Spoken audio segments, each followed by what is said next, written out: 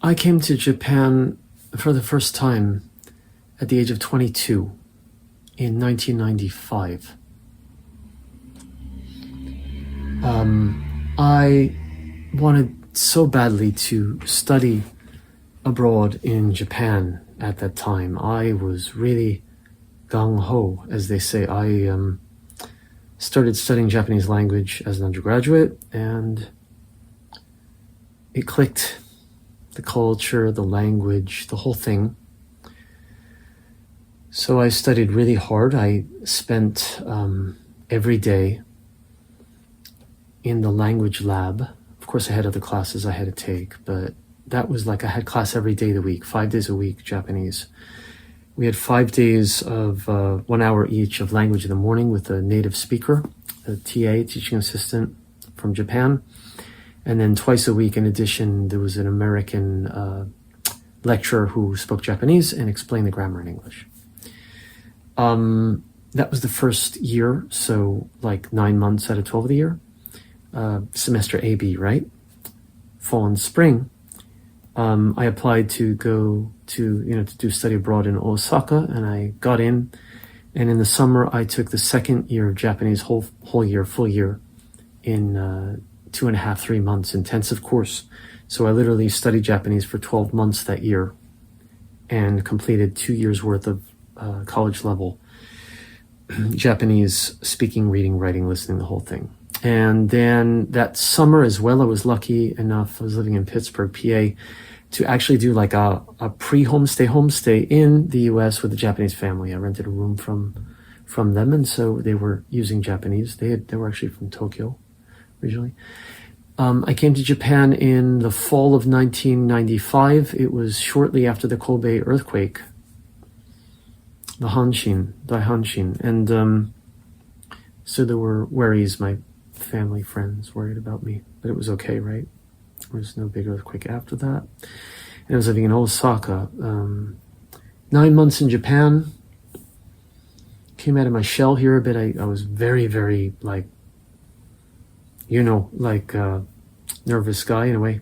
Early 20s, I wasn't that social.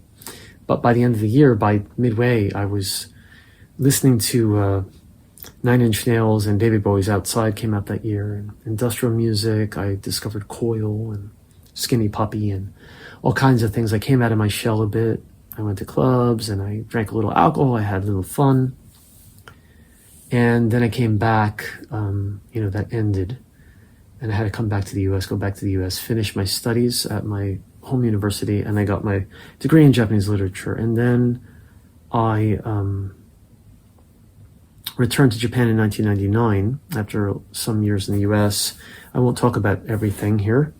This isn't even my main topic. I want to explain my history and how long I've been here and all the changes I've seen in, Japan. And this is going to get to the main topic. So 30 years ago, right? 1995, it's now 2025. And I was back and forth. I came back, as I say, in 1999. I taught English at a language school. I got married to a Japanese woman. And we went back and forth because I ended up doing graduate school twice in the US. Once in Japanese literature in University of Colorado. And then I went back and forth, lived in Hiroshima a couple years, lived in Kyoto. And between, I went to Brown University, graduated 2010 with a degree in Masters of Fine Arts in Creative Writing. So I had my second master's degree, and I got a job, 2-year visiting professor position at Kyushu University in Fukuoka. 2011, after 3/11, another big earthquake, come back to Japan. But living in the south, in Kyushu, not in the north, which is where that happened, right? Fukushima and all that, where the 3/11 and the tsunami and knocked out the nuclear power plant, right? Start leaking and all that. And since 2011, I've been in Japan. I've been living in Japan. I lived in Fukuoka for 8 years, lost my contract at the end of 2019, moved to Tokyo in October, etc. And I've been here, living single in this small room ever since, ever since 2020. I won't go into all that. I was with a girlfriend. We broke up I moved here and I've been here ever since. Okay? Post, right, obviously I had been married, divorced, girlfriend. So I'd been through, right, marriage to a Japanese woman, had a Japanese girlfriend for 4 years. I've been single for 5. I have a long history living here. As a student, teaching, working, etc. I speak fluent Japanese. I also studied not only literature, I studied Japanese, I studied Buddhism and some classical texts as well as modern contemporary literature, which Abe Kobo is my main thing. And like I said, I did creative writing as well, which is a separate thing at Brown. But I speak the language fluently. I have some background in Buddhism and in classical Japanese a little bit. I studied in Kanbun, if anyone knows what that is, for Buddhism. And Taoism I studied a bit. Chinese Taoism, which the roots of that blended with Buddhism. Mahayana Buddhism became, sort of the Zen Japanese Buddhism. But that's not what I'm, the major topic of my talk. I have seen Japan change 30 years off and on, right? And living in different places. But 1995, I was 22, naive kid, basically, just learning Japanese that 1 year study all around. And all the kids, the boys and the girls, especially the girls, they're the cute girls, and they all took the photos with the peace sign. And everything was peace. And everything was fine. And foreigners were welcome, especially Americans, right? If you're a white American, it was all so great. And of course, that has its own thing. It was also, oh, you speak so well, you can use chopsticks so well. It was a little like this everywhere. But it was peace and peace and peace. And this was when the internet was just sort of in its infancy. We didn't have smartphones yet, right? 2007. And I was back, as I said, 99, 2000, lived in Kyoto. And by the time I got to Hiroshima, I was using an iPod to listen to music, a little bit clunky, like compared to today's iPhone, a little bit heavy just for music, right? But that was like the latest thing. And then that was 2004 through 2006, I was in Hiroshima. So it's still before the iPhone. We had the internet. We did not have the devices in our pocket yet. Okay. We didn't have the same kind of SNS we have now. We had LiveJournal, which was like blogs, right? Online blogs where you could get in the chat rooms and talk to people on blogs, that kind of thing. And they were like your interests, right? Like I was that time writing a lot of fiction and short stories and things before I went to Brown. So I was on those kinds of boards, like posting stories and exchanging thoughts and criticisms. And that was a fun thing to use the internet that way, right? But we still talked to each other. We didn't have the things in our pocket yet. We didn't have Facebook and Instagram and whatever, Twitter. So, and then by the time I was at Brown, 2008, that was like the iPhone had, right, emerged. And so people start getting these things in their pockets and using them. And then I came back, as I say, in 2011 to Japan. And after 3/11. And I was living in Fukuoka, and I've heard actually that Tokyo changed after that because Tokyo had a lot of tremors and a lot of things, and it just somehow affected the people. But I was living in Fukuoka, and Fukuoka was kind of a great place when I moved there. Anyway, I think it's still a great place probably, although I haven't lived there for 6 years since 2019. But I visited a couple times. And it was nice. It was fun. It was okay, though I've changed post-COVID, and I think Fukuoka's changed. But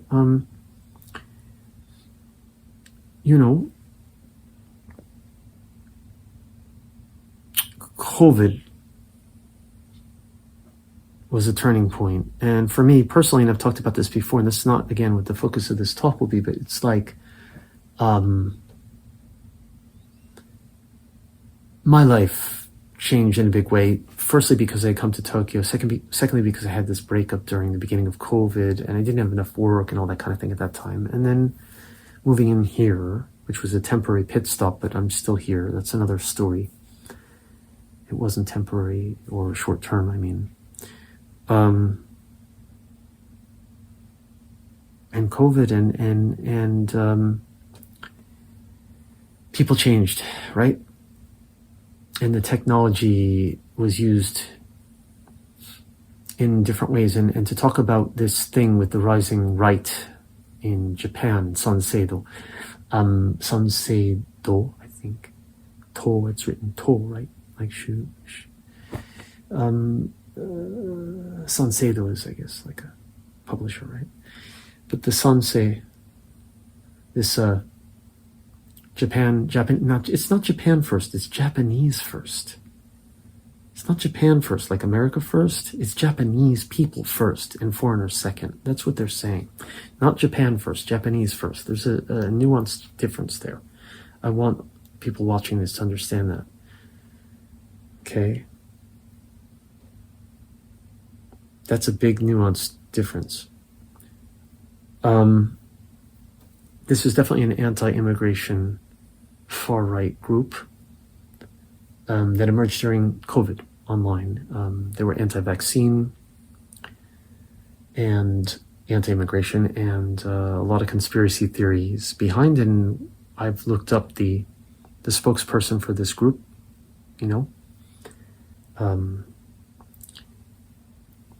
yeah, it's kind of cultish. And there may be ties to Russia, I've read. I mean, who knows what's right? Disinformation things. But it's the Trumpian, Japan's version of Trump, except obviously a very different flavor from Trump in America right now. But it's like this. And things have changed, haven't they? It's not peace, peace, peace. And everyone's nose in the phone. I've talked about this before. How we've become sort of easily programmable because of all this shit that's eating our brains, and all the disinformation and the AI and all of it. But Japan has certainly changed, and it's scary times for foreigners living here. There's now a tower has been established to check on immigrants and make sure they're not committing crimes, they're following the rules. Well, that's the beginning of Big Brother.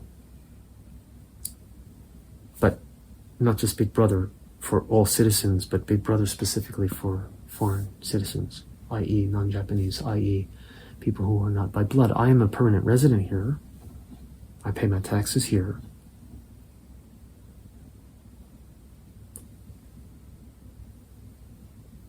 But I'm not from the imperial bloodline of Japan. And this is not affecting only things from, how can I say this? It's not like us versus them, like obviously like right foreigners wouldn't support this Japanese, some Japanese would support, some would not, maybe.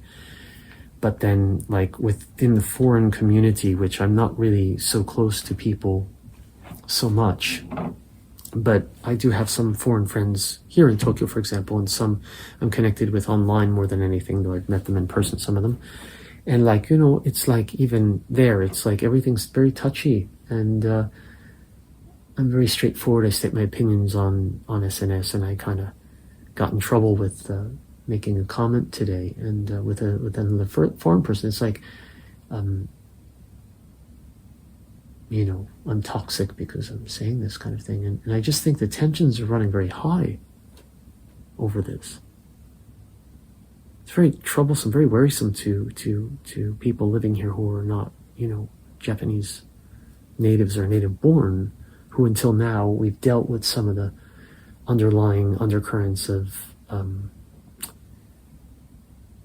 inequalities or discriminatory policies, which already have existed and do exist and always have and do, but not to the extent that we're seeing now, that this could blow up into something really, really scary, like what's happening in America with ICE, maybe. hope to God not, but it's totally possible. And seeing people gathered at Shinjuku Station and rallying around and with the signs and stuff, that's like,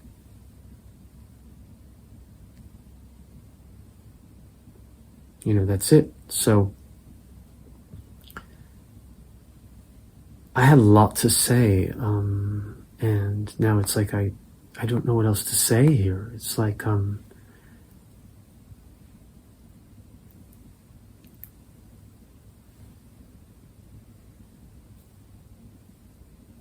we're in a dystopia.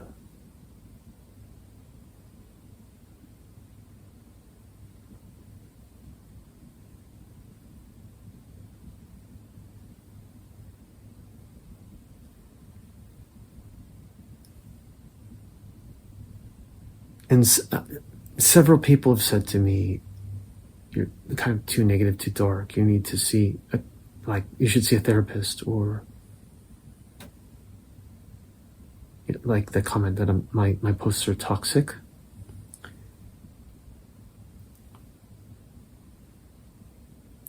I do think that because I don't and have not had and do not have many close friends in Tokyo, that I do tend to use SNS that way sometimes, certain, and it's friends only. But I'm not, I don't think I'm toxic. The word toxic implies that someone is what? You're putting someone else down, or you're being negative for the sake of being negative, or you're not acknowledging others' opinions, and I certainly am not doing that, ever. What I did get, and this is one thing I was going to say, is sometimes I use the phrase wake up. And what I mean by that is it's to myself as well as everyone reading.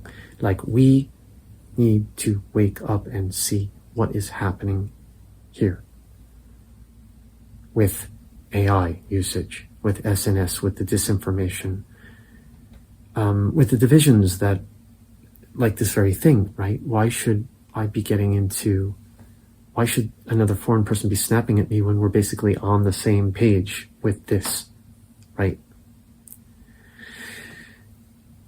This is not an us versus them issue. That's what I wrote actually on this person's timeline. It's not, I don't see it that way. In fact, when we get black, white, us, them, Japanese, non-Japanese, then we get Japanese first versus not, or America first versus not. I say people first, ningen first, people first, and AI out. That's my solution. My solution is people first, of all races, all colors, all nations. Let's come together and fix the fucking problems we have, which is like global warming is going to eat us up. It's eating us up. And we know where that started. And if I get into that, that's a whole other topic in itself. But people first. Not this group first over another group. That's not going to solve anything. And AI is just being used for disinformation. And I read this article today. This guy used it, and it told him, "Oh, you're so great, and your theory is so great." And the guy kind of went crazy. And you keep seeing these stories, right? And the wives of these guys, the husbands, usually it's the men for some reason, get more pulled in, it seems. And the AI compliment them, and then they get really, they fall in love with the chat box, or they get pulled in like this guy, your theory's brilliant, and then he went crazy, kind of thing, and commit suicide or something. So what the hell, So that's what I mean by wake up. And I wasn't saying it to the person. I was saying it like I say generally, and then people take it personally, like I'm saying wake up to this person, wake up, man. I don't say that to someone's face like you're asleep and I'm not. And then people take it like I'm being superior, but that's not at all my meaning at all, right? So I think,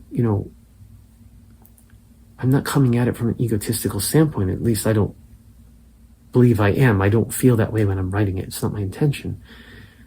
So if it's taken that way, it's like, maybe I should apologize for that, which I had or did, or try to explain that to the person. But it's like, that's not the meaning at all. We all have to collectively wake up and do something. And the do something is not like protesting or shouting, or that's what they, right? If we do us and them, that's what this is about, isn't it? Keeping us divided. and distracted. So wake up means wake up to the, right? And I sometimes use the matrix metaphor, and then I get like people, again, several people, oh, what would I do without your posts? How would I ever learn how to escape the matrix kind of thing? Like, I'm saying this like with my nose in the air, which is not at all my meaning. I'm speaking to everyone as an equal and assuming that everyone's reading it that way, that we're on the same page. But obviously that's a dangerous thing to do, because that's not the way it's being read by everyone. So, and some people are fine with the way that I do, and some people are not, and that's also fine. I don't need to be loved by everyone. Murakami Haruki, how many people need to love you? Oh, if one person likes my book, I'm happy. Murakami Ryu, how many people need to love you? Everyone should love me, otherwise no good, right? So I'm more on the Haruki side. If one person clicks, great. If the rest hate me, that's fine. But I won't stand for fascist discrimination in my life. I mean, I can't change the world. It exists and it's there and it's everywhere. But I'll speak out against it. But if you don't like me personally for my personality or my views, that's fine. Really, everyone's entitled to have their own views and opinions, and I do, and so fine. I don't, go around spreading hate and toxicity. I don't think. I'm not snapping at people, calling them names, or saying you're bad and I'm good, or you're wrong and I'm right. I never say that. But I give my view, and right? I may not agree with everyone's opinion, right? And you don't have to agree with mine either. That's also a dialogue. But we're not able to do that anymore. Everyone reacts out of emotion or fear. And then so if you don't like it, F you, or if you don't want to contribute and follow, then go away kind of thing. So, okay. But then that's just making the problem worse, isn't it? I think. Again, that's how I take it. But not everyone does, and that's so okay, right? So that's why I'm alone much of the time, because I don't want to get into arguments with people over stuff like this. It's just counterproductive. It's just fueling the fire that's already huge and getting bigger. So I've been asking myself, why is it that we're born into this world? Are we born into this world to do something here that's beyond making money and having success and having, if you're a guy, a pretty girlfriend or a family or this or that or whatever? I think it goes well beyond that. Life is so temporary, it's so short. Certainly there's more to it than this. Why can't we just come together and make life a little bit better for everyone,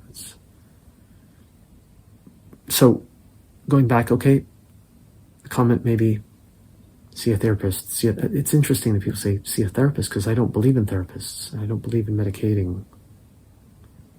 What is a normal response to a dysfunctional society and what's wrong? Why would I want to numb my brain out to accept what is unacceptable, and then I'll stop posting these things, right? And then everyone will say, oh, you're like us now, right? So that goes back to that whole group mind thing, which very dangerous. All right, I think I'll stop, because I could go on and on, but no one has the attention for a video that goes over 30 minutes, right? Anyway, so I'm going to stop there. Thank you for watching.